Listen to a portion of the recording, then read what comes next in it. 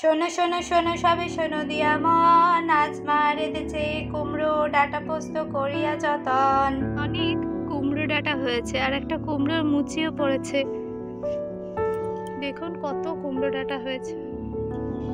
আর আজকে এই ডাঁটা আর পাতা তুলে নিয়ে গিয়েই একদম লকলকে ডাঁটা কিছুটা তুলে নিয়ে যাব আর পাতাও কিছুটা তুলে নিয়ে যাব, কেটে নিয়ে কুমড়ো ডাঁটা পোস্ত করে দেখাবো আপনাদের।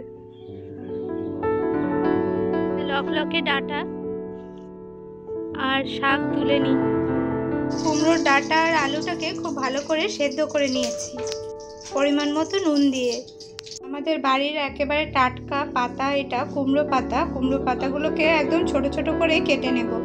কড়াইয়ে পরিমাণ মতো সর্ষের তেল গরম করে নিয়ে 5 ফোড়ন দিয়ে নিচ্ছি ফোড়নে। কুমড়ো পাতাগুলো দেখছেন একদম টাটকা, আমাদের বাড়িতেই হয়েছে কুমড়ো শাক, তার থেকেই তুলে এনেছি। ডাঁটা আর সেদ্ধ করে রাখা আলুটা দিয়ে নিচ্ছি। ফোড়নটা ভালো করে ভাজা হয়ে যাওয়ার পরে খুব সুন্দর একটা স্মেল বেরিয়েছে, তখন কুমড়োর ডাঁটা আর আলুটা দিয়ে নিয়েছি। পরিমাণ মতো নুন দিয়ে নিচ্ছি, খুব ভালো করে মিশিয়ে নিচ্ছি।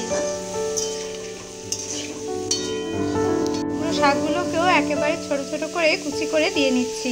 সমস্ত শাকটা দিয়ে নিয়েছি, এবারে খুব ভালো করে মিশিয়ে নিচ্ছি। টিস্পুন মতো হলুদ গুঁড়ো দিয়ে নিচ্ছি। ঝালের স্বাদটা ব্যালেন্স করার জন্য অল্প একটু সুগার ফ্রি দিয়ে নিচ্ছি। মতো নুন মিষ্টি দিয়ে নিয়েছি। এবার ওপর থেকে একটা ঢাকনা দিয়ে চেপে রাখছি 10 মিনিটের মতো। 1 টেবিল চামচ মতন পোস্ত নিয়েছি আর পোস্তটাকে খুব ভালো করে জল দিয়ে বেটে নিচ্ছি শিলে। সাথে 4টে মতন কাঁচা লঙ্কাকেও খুব ভালো করে পিষে নিচ্ছি।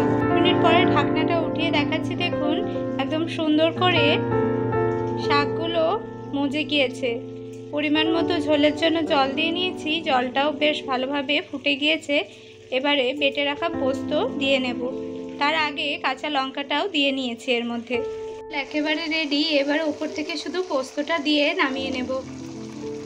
সব শেষে পোস্তটা অ্যাড করে দিয়েছি। এবারে সব কিছুকে খুব ভালো করে মিশিয়ে নিচ্ছি, নিলেই একেবারে রেডি